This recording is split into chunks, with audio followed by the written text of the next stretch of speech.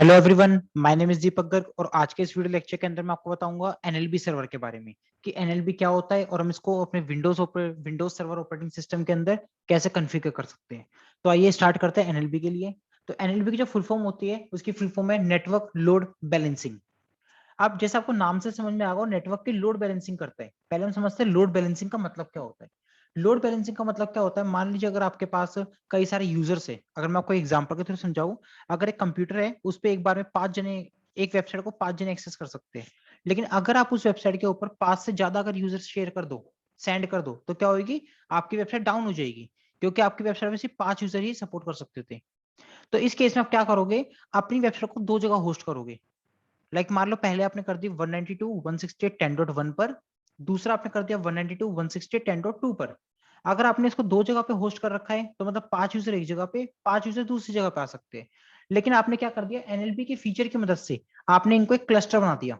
Cluster में क्या होता है, इन दोनों की कॉमन आईपी आ जाएगी। जैसे मान लीजिए 10.10। अब क्या होगा, यूजर डायरेक्टली उस पर्टिकुलर वेबसाइट को एक्सेस ना करके 10.10 को एक्सेस करेंगे। जिससे क्या होगा, अगर आपके पास 10 यूजर आए तो 5 यूजर वेबसाइट 1 पे जाएंगे, 5 यूजर वेबसाइट 2 पे जाएंगे, और दोनों के ऊपर सेम वेबसाइट ही ओपन होती है। सेम फीचर आपको गूगल भी यूज करता है, माइक्रोसॉफ्ट भी यूज करता है, और जितनी आपकी बड़ी बड़ी वेबसाइट्स है या आपके जितने बड़े सर्वर्स है या वेब सर्वर्स है, सभी इस फीचर को यूज करते हैं। बेसिकली हम इसके अंदर क्या करते हैं, अपने लोड को, जो हमारे यूजर्स होते हैं उसके लोड को डिवाइड करते हैं किसी 2 लोकेशंस पे। ठीक है।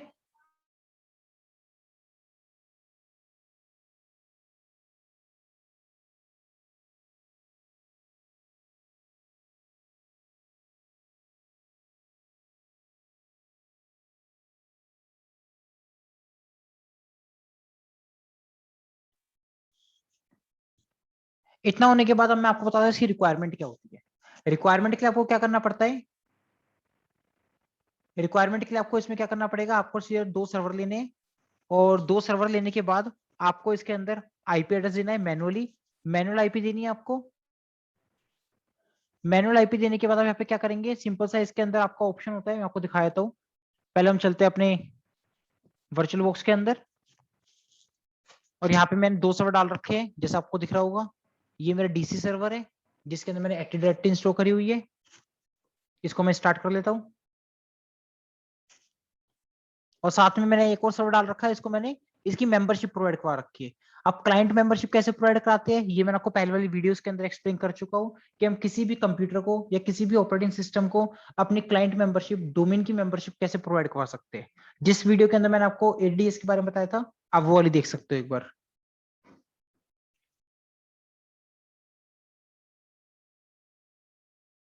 2 मिनट का वेट करिए, स्टार्ट हो रहा है।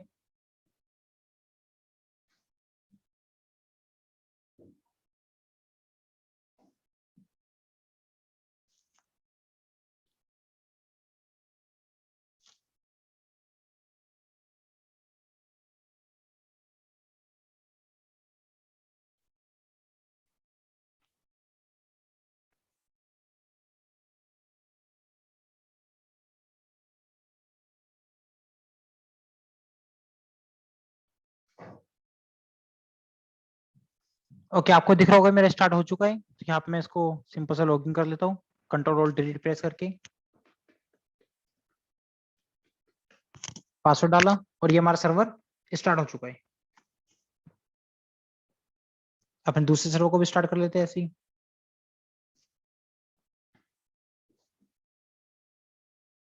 ओके, ये भी हमारा स्टार्ट हो रहा है। ठीक है। अब सबसे पहले आपको दिखाया तो ये मेरा डीसी सर्वर है जिसको हमने बोलते हैं एडीडीएस। इसके अंदर मैंने एडीएस का रोल इंस्टॉल करा हुआ है, आपको पे दिख रहा होगा डैशबोर्ड के अंदर एडीडीएस। अब आपको सबसे पहले क्या करना है, आईपी आपको मैनुअल करनी है। अब आईपी एड्रेस मैनुअल कैसे करते हैं, हमेशा आपको आईपी एड्रेस मैनुअल करनी है तो आप ncpa.cpl नेटवर्क अडेप्टर सेटिंग वहां पे जाके कर सकते हो। मैं आपको दिखाया तो कैसे करते हैं। यहाँ पे टाइप करना आपको ncpa.cpl, एंटर प्रेस करिए, ये आपका खुल जाएगा। अगर आपको यहाँ से नहीं आना तो आप डायरेक्टली लोकल सर्वर पे क्लिक करेंगे। देन यहाँ पे आपको आएगा इथरनेट के आगे IPv4 ऑटोमेटिक DHCP IP, आपको इस पे क्लिक करना है तो भी आपको सेम चीज ही खुलेगी। अब यहाँ पे आपको राइट क्लिक करके स्टेटस पे जाना है, देन डिटेल। इससे क्या होगा, आपको अपनी आईपी एड्रेस पता लग जाएगी। जैसे मेरे केस में मेरी आईपी क्या है, 192.168.0.122। अब मैं क्या करता हूँ, इसको क्लोज करा, यहाँ पे राइट क्लिक करके इसको प्रॉपर्टी पे जाएंगे, देन आईपी वर्जन 4 पे डबल क्लिक करेंगे और आईपी को मैनुअल कर देंगे।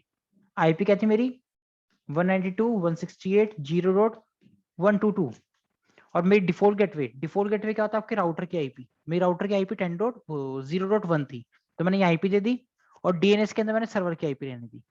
ओके क्लिक करा, ओके। यहाँ देखिए नीचे मेरा नेट जा चुका है, बट मेक श्योर कि ये येलो मार्क नहीं आना चाहिए, एक्सप्लेटरी मार्क नहीं आना चाहिए, आपका इंटरनेट प्रॉपर्ली वर्क करना चाहिए। तो देखिए हमारा इंटरनेट प्रॉपर चल चुका है, इसको क्लोज करते हैं, अपने सेकंड सर्वर पे चलते हैं जो हमारा मेंबर सर्वर है या फिर आप क्लाइंट सर्वर बोल सकते हो। लॉगिन करते हैं इसको।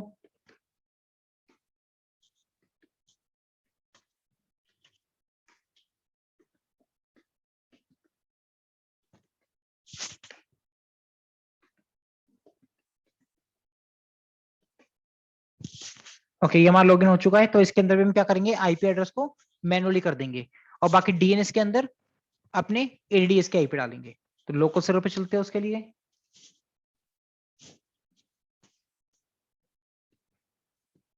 एनआईसी के अंदर जो आपकी आईपी आ रखी है,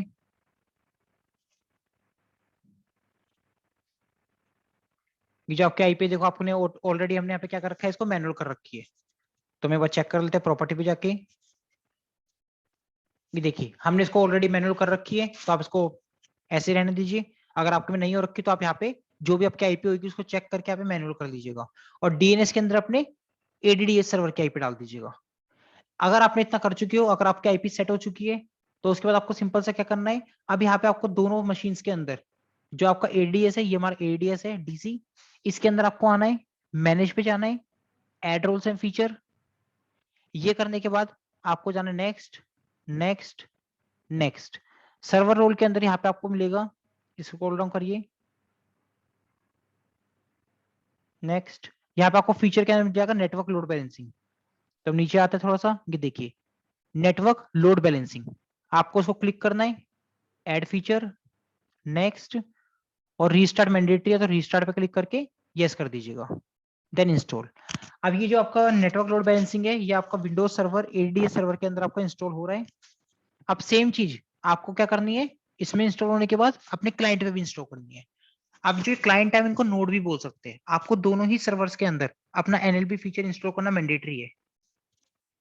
तो वेट करते हैं इसका इंस्टॉल होने का।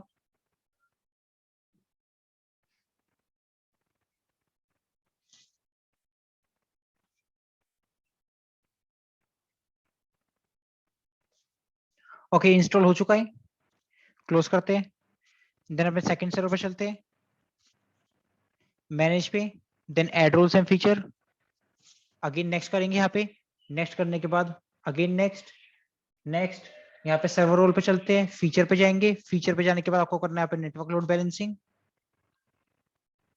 ये रहा नेटवर्क लोड बैलेंसिंग को क्लिक करा हमने, ऐड फीचर, देन नेक्स्ट, यहाँ पे भी हम रीस्टार्ट पे क्लिक कर देते हैं।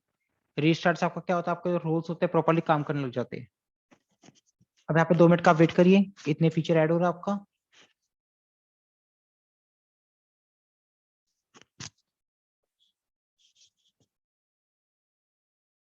ये देखिए आपका फीचर ऐड हो चुका है यहाँ पे। हम चलते हैं अपने पहले वाले सर्वर के अंदर। अब जैसे आपने दोनों के अंदर अपने आईपी एड्रेस को मैनुअल कर दिया, देन दोनों के अंदर ही आपने क्या कर दिया, एनएलबी फीचर को इंस्टॉल कर दिया। इंस्टॉल करने के बाद अब आपका थर्ड जो काम आता है वो ये आता है, आपको एनएलबी को कन्फिगर करना है। तो एनएलबी कन्फिगर करने के लिए आप दोनों सर्वर पे कन्फिगर नहीं करोगे, किसी भी एक सर्वर पे कन्फिगर करोगे। आप जिस भी सर्वर पे कन्फिगर कर दोगे दूसरे वाले पे ऑटोमेटिकली कन्फिगर हो जाएगा। तो आइए हम करते हैं, अपने डीसी सर्वर पे चलते हैं, ये हमारा डीसी है, यहाँ पे टूल पे और यहाँ पे नेटवर्क लोड बैलेंसिंग मैनेजर आपको दिख रहा है, नेटवर्क लोड बैलेंसिंग मैनेजर मतलब एनएलबी फीचर। अब एनएलबी यहाँ पे खुल चुका है, अब यहाँ पे दिख रहा होगा आपको, बिल्कुल सिंपल सा इंटरफेस है, कोई हार्ड एंड टफ इंटरफेस नहीं है यहाँ पे। अब आपको क्या करना है, एनएलबी के अंदर सबसे पहले वहां पड़ता है क्लस्टर। अब एक क्लस्टर क्या होता है, क्लस्टर मतलब होता है जब आप कई सारे सिस्टम्स को या कई सारे सर्वर्स को आपस में कंबाइंड करके एक एक वर्चुअल एडप्टर दे देते हो या वर्चुअल आईपी एड्रेस के थ्रू उन सबको एक्सेस करवाते हो, तो हम उसे बोलते हैं क्लस्टर। समझे, देखिए दोबारा बताता हूं, जब आप मल्टीपल नंबर ऑफ सर्वर्स को आपस में कनेक्ट करके कनेक्ट करने के बाद आप क्या करते हो, उनको एक सिंगल आईपी एड्रेस से एक्सेस करवाते हो, जिससे क्या होता है, जो आपका डाटा होता है वो सबके पास जाता है इक्विवेलेंट पार्ट्स में डिवाइड होकर, उसको हम बोलते हैं क्लस्टर। तो सबसे पहले आपको network load balancing manager open करना है, यहाँ पे राइट क्लिक करना है, देन न्यू क्लस्टर पे क्लिक करना है। न्यू क्लस्टर पे क्लिक करने के बाद यहाँ से आपसे पूछा जा रहा है होस्ट आईपी एड्रेस। अब यहाँ पे होस्ट का मतलब क्या है, होस्ट का मतलब होता है जिस कंप्यूटर पे आप इसको सेटअप कर रहे हो, जिस सर्वर पे, उस सर्वर का आईपी एड्रेस। तो हमारे सर्वर की क्या आईपी थी, हमारे सर्वर की आईपी है 0122। तो मैं ये आईपी यहाँ पे एंटर कर देता हूँ 192.168.0.122 और यहाँ पे कनेक्ट पे हम क्लिक कर देंगे। देखिए हमारा खुद का सर्वर था इसलिए इसने कनेक्शन ले लिया। देन नेक्स्ट, अब यहाँ पे दिखा रहा है, देखो यहाँ प्रायोरिटी, प्रायोरिटी का मतलब क्या होता है, आपको इसको प्रायोरिटी बीट्स, मान लीजिए टोटल मैंने आपको बताया था कि जो क्लस्टर होता है, एक क्लस्टर का 32 नोड ऐड हो सकते हैं, 32 सर्वर। तो यहाँ पे दिखा रहा है आपको क्या प्रायोरिटी देनी है, मतलब कि नंबर, सीरियल नंबर क्या देना है 32 में से। तो मैंने इसको दे दिया 1, बाय डिफॉल्ट 1 लेगा। इसका मतलब अगर आप एनएलबी बना रहे हो तो एनएलबी मैक्सिमम कितने सर्वर ऐड कर सकते हो, 32 सर्वर।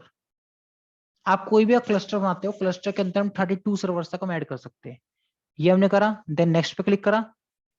यहाँ पे दिखा रहा है ऊपर पढ़िए, new cluster, cluster IP address. अब क्लस्टर को क्या आईपी देनी है, हमारी इसकी आईपी क्या थी 0122, 122। ओके, तो हम ऐड पे क्लिक करा, क्लस्टर की आईपी हम देते हैं 200, 192.168.0.200। आपको ऐसी आईपी एड्रेस दीजिएगा जो आपके नेटवर्क में ना हो, ऐसा ना हो कि वो ऑलरेडी किसी सर्वर पे चल रही है, तो फिर ये क्लस्टर काम नहीं करेगा। तो मेक श्योर आईपी एड्रेस आपको ऐसा देना है जो आपके नेटवर्क के किसी भी सर्वर के ऊपर असाइन ना हो। इतना करने के बाद आपको नेक्स्ट पे क्लिक करना है और मेक श्योर कि आपको IPv4 देनी है। अगर आपको IPv6 एड्रेस आपके पास है तो आप IPv6 भी दे सकते हो। देन मेरे केस में IP वर्जन 4 चल रहा है तो मैंने IP वर्जन 4 दिया है। देन ओके, ये हमारी आईपी आ चुकी है सबनेट मास्क के साथ। देन मैं नेक्स्ट पे क्लिक करूंगा।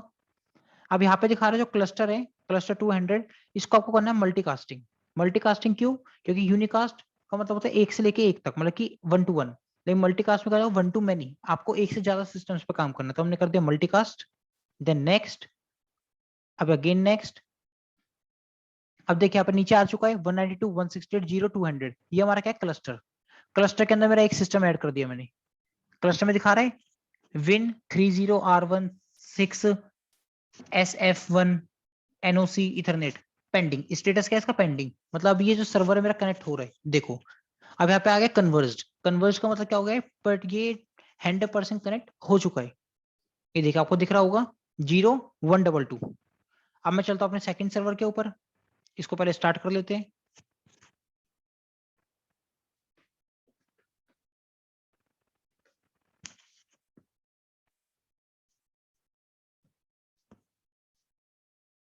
इसको स्टार्ट करने के बाद हमारा पे एनएलबी फीचर ऐड हो चुका होगा।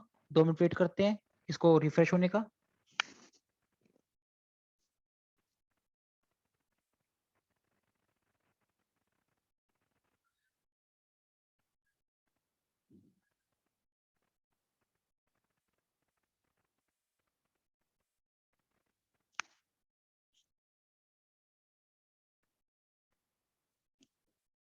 ये देखिए आपको नेटवर्क लोड बैलेंसिंग आ चुका है। जैसे हमने यहाँ पे क्लिक करा बट ये ब्लैंक आ रहा है, यहाँ पे आपको कुछ भी शो नहीं कर रहा क्लस्टर वगैरह, जबकि मैंने आपको बोला था कि आपको क्लस्टर सिर्फ एक ही जगह से ऐड करना है, दूसरे वाले होस्ट पर ऐड नहीं करना। तो आप यहाँ पे कोई काम नहीं करेंगे, यहाँ पे ऑटोमेटिकली हो जाएगा, आप अपने पहले वाले पे चलिए। यहाँ पे जाने के बाद आपको 200 वाली आईपी पे राइट क्लिक करना है और यहाँ पे ऐड होस्ट टू क्लस्टर, मतलब कि अब आपको जो हमारा ये वाला सर्वर था, ये वाला सर्वर आपको ये सर्वर ऐड करना है। तो इसकी आईपी एड्रेस देख लेते हैं पहले हम। इसकी आईपी क्या है 192.168.120.0.120। तो मैं ये आईपी एड्रेस यहाँ पे डालता हूँ 192.168.0.120। कनेक्ट पे क्लिक करा, अब ये कनेक्टिंग मतलब कि अभी सर्च कर रहा है पूरे नेटवर्क के अंदर। ये कई बार 5 मिनट भी ले लेता है, कई बार 2 मिनट के अंदर आता है। तो देखते हैं जैसे कंप्लीट हो जाएगा आपको नीचे दिखा देगा इंटरफेस नेम और आईपी एड्रेस। तो आप यहाँ पे वेट करिए 2 मिनट का ऐसा कनेक्ट होने का, ये थोड़ा टाइम ले सकता है। और जैसे कनेक्ट हो जाएगा फिर आपके उस वाले सर्वर के अंदर ऑटोमेटिकली एनएलबी शो कर जाएगा क्लस्टरिंग के साथ। तो अब हम वेट करते हैं 2 मिनट का यहाँ पे।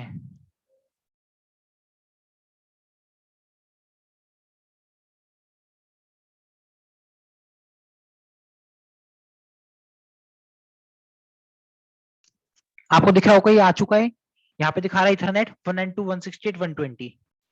नेक्स्ट पे क्लिक करते हैं। अब यहाँ पे प्रायोरिटी बिट क्या दिखा रहा है, 1 तो हट गया क्योंकि 1 हमने पहले वाले को दे दिया था, तो यहाँ पे 2 दिखा रहा है बाय डिफॉल्ट, तो 2 रहने दीजिए, नेक्स्ट करिए, फिनिश कर दीजिए। अब यहाँ पे देखिए पहला वाला कन्वर्ज है, दूसरा वाला पेंडिंग, मतलब कि दूसरा वाला भी 100% कनेक्ट नहीं हुआ है। तो आइए चलते हैं अपने सर्वर के ऊपर, दूसरे वाले टूल्स पे, एनएलबी के ऊपर चलते हैं। और यहाँ पे देखिए, यहाँ पे इसमें दिखा दिया कि आपके पास 200 वाला सर्वर ऐड हो चुका है। जैसे यहाँ पे कवरेज आ जाएगा वो 100% कनेक्ट हो जाएगा। तो आपको यहाँ पे 2 मिनट का वेट करना है ताकि कवरेज हो जाए।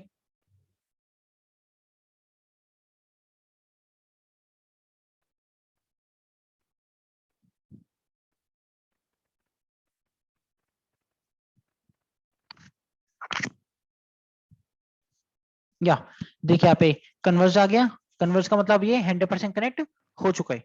तो चलते हैं अपने इसके ऊपर, इसको एक बार कट कर देते हैं, अगेन टूल पे जाके दोबारा ओपन कर लेते हैं। देखिए जैसे मैंने इसको करा, यहाँ पे दिखा दिया कि 200 का क्लस्टर है, इसके अंदर 2 सर्वर ऐड हो रखे हैं, एक तो 120 और एक 122। तो इस वीडियो के अंदर हमने क्या देखा कि हम क्लस्टर कैसे बना सकते हैं। बट अब आप सबके माइंड में आ रहा होगा सर जो क्लस्टर हमने बनाया है, इस क्लस्टर का यूज क्या है, बेनिफिट क्या है इसका। तो बेसिकली बात क्या आती है कि अगर आप यहाँ से अगर पिंग करते हो, जैसे मैं अभी 120 वाली आईपी पे हूँ, और मैं अगर यहाँ पे जाते हैं CMD और यहाँ से मैं करता हूँ पिंग 192.168.0.122 एंटर करा, तो यहाँ से 122 से मैंने पिंग करा, तो सारी रिक्वेस्ट मेरी 122 के पास जा रही है। अगर मैंने 120 से पिंग करा तो 120 के पास जा रही है। बट मान लीजिए अगर मैंने यहाँ से 200 को पिंग कर दिया 4 जगह से, तो 2 रिक्वेस्ट आपकी जाएगी 120 पे, 2 रिक्वेस्ट आपकी जाएगी 122 पे। क्यों? क्योंकि आपने बीच में नेटवर्क लोड बैलेंसर लगा दिया। लोड बैलेंसर क्या करेगा, आपकी जितनी भी रिक्वेस्ट है जो भी राउटर के थ्रू आपके नेटवर्क में आ रही है उसको डिवाइड कर देगा इक्विवेलेंट पार्ट्स के अंदर, और दोनों सर्वर के ऊपर थोड़ा थोड़ा भेजेगा एक इक्विवेलेंट अमाउंट के ऊपर। अगर आपके पास किसी ने 10 रिक्वेस्ट भेजी तो 5 भेजेगा सर्वर 1 के ऊपर, 5 भेजेगा सर्वर 2 के ऊपर। इसलिए जो भी आपकी वेबसाइट्स होती है, वेबसाइट्स के ऊपर हमेशा क्लस्टर की आईपी दी जाती है और उसके ऊपर डोमेन सेट होता है, ना कि एक डेडिकेटेड सर्वर की, जिससे कि आपका ट्रैफिक है वो डाइवर्ट हो जाए दोनों सर्वर्स के ऊपर और आपके ऊपर लोड ना पड़े। इसे हम बोलते हैं नेटवर्क लोड बैलेंसिंग, हमारे नेटवर्क के लोड्स को कम करना और हमारे सर्वर की परफॉर्मेंस को हाइक पे लेके जाना, मतलब अच्छा करना। तो आई होप कि आपको समझ में आएगा नेटवर्क लोड बैलेंसिंग क्या होती है, इसे कैसे काम करते हैं और सर्वर के अंदर इसको कैसे हम यूज में करते हैं, कन्फिगर करते हैं। तो मिलते हैं एक न्यू एंड एक्साइटिंग वीडियो के साथ, नेक्स्ट टॉपिक के साथ। Thank you so much for watching this video.